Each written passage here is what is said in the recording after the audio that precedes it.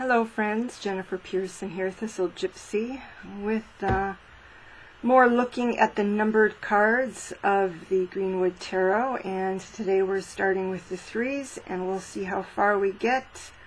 I'm sure I'll have that in the title of the video. Alright, so like the twos, this is also starting from a position of damage or weakness, or a point at which you need to be healed and then working toward being healed. And as I said in the first video, if you guys see these and you see what I'm doing in my reasoning, but you think my reasoning is all wrong, go ahead and put your version. And I'm not thinking that any of us is right or wrong ultimately, but please put your version in the comments, because I would be curious to hear other people's perspectives. Alright, so the Three of Arrows is what we're starting with. So essentially creating or experiencing separation, pain, the pain of separation. I would even say maybe just interference, but it's obviously from the heart here. It is interference that really strikes at one's spirit. So it's even, this is often the card of heartbreak, and people often think of it in terms of romantic heartbreak, but a deeply critical parent can wound you, let alone things that are worse than simply criticism, but can really wound your heart and your sense of self-esteem and worth and all of that kind of thing. So this is the starting point in the threes, is this ouch. And from there, we have the support of two people. Could be friends, could be parents, could be teachers, whatever. The support of others. And I would say not a large group of others, but an intimate group of others that give us the encouragement we need to take flight, to heal and take flight. And from there, again, we're moving toward autonomy here. So from having that encouragement and that healing energy from other people, we are able to begin work on a large project. So this is this person is working actually on this large project, could be. But she might not be alone, but it may be her time to work on it. So feeling well enough, feeling autonomous enough, having the self-esteem to be able to step away from the people who've supported us through a time of pain and kind of get on with our own work, and that own work actually, in this case, is still within the protected area of a community. So we're still establishing value through our work within a community.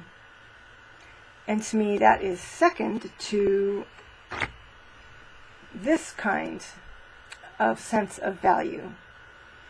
So in this sense of value, we're not looking to be valued for what we do or what our work is. We're valued for simply what we are, kind of for our individual energetic being here. So yeah, kind of with the hands raised, kind of being able to let go of all the things that we needed to support us, which of course is not saying that we can live without others. We require interrelationship for the most part. But that, we are happily autonomous. We have faith in our own energy and our own ability, even if we step away from all of the supporting structures and people around us. Okay, so the fours. And this is one that I'm really wondering whether it needs to be rearranged. But here it is. It's a little less obvious to me even as I look at them. Like, what was my reasoning for this? But I couldn't find the best. I couldn't find an arrangement that really worked for me. So, yes, please share. If you say, oh, well, Jennifer, it's so obvious, go for it. All right, so here we have the Four of Stones. So we have kind of a rough structure. So this little fawn is protected in a sense. It is protected physically in the sense of the stones. So that very basic need of shelter is here. But it's, even though they're stones, if something happens, then they're on their own, so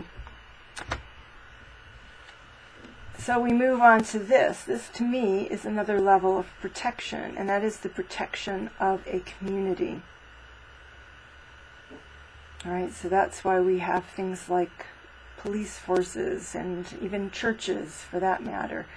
Anything that creates community, extended family, all of these things create a protection, a wider sort of protection,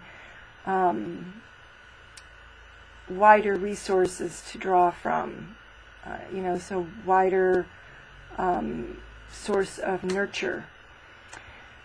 So there is that, having the protection of a community. And then once we kind of get settled, and again, this is like building up your sense of security. So this is building up the sense of security. So here you have kind of bare minimum security. Here you have additional security of community. But there's a point at which, if you've ever been a teenager, there's a point at which you feel maybe sort of dissatisfied with that community, that there's something more, that you haven't found your place in the world. And maybe your place, despite how nurturing that community is not within that community. And that's a very uncomfortable situation to be in. It's almost as though you have to be a teenager to put yourself through the discomfort of separation from that community. So, so that's how I'm taking this card. And so this is a person who may or may not have separated from the community, but at least has gone, to me this is almost like a young person who's gotten an apartment, It's like, okay, so when I step outside of all the protections that I appreciated and needed, who am I? To me, that's this, taking a break, taking a time out, and trying to understand, who am I? Okay, so here we go. Looks like we can at least do the fives, and I'll probably leave the sixes for the next one. All right.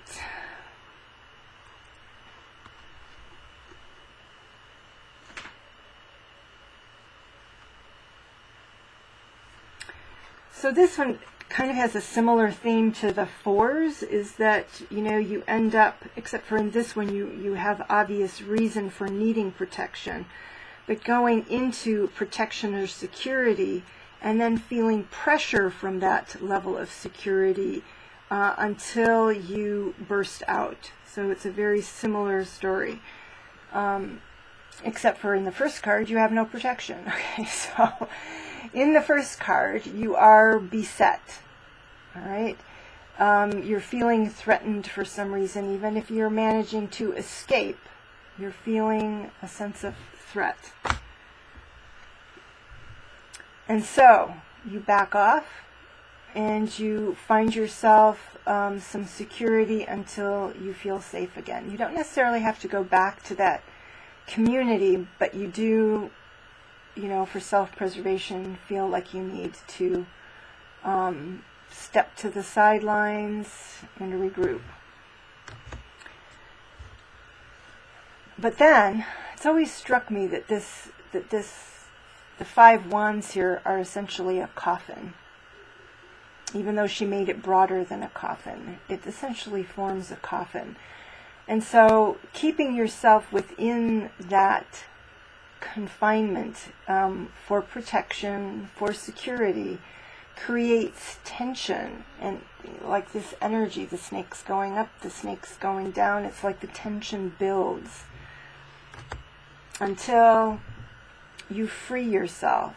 So this is not a traditional 5 of Cups, at least not that I can see. You free yourself, and in fact are even more empowered. Like this is from the Ace up to now, I would say this is the most empowered expression. So even more empowered. All right.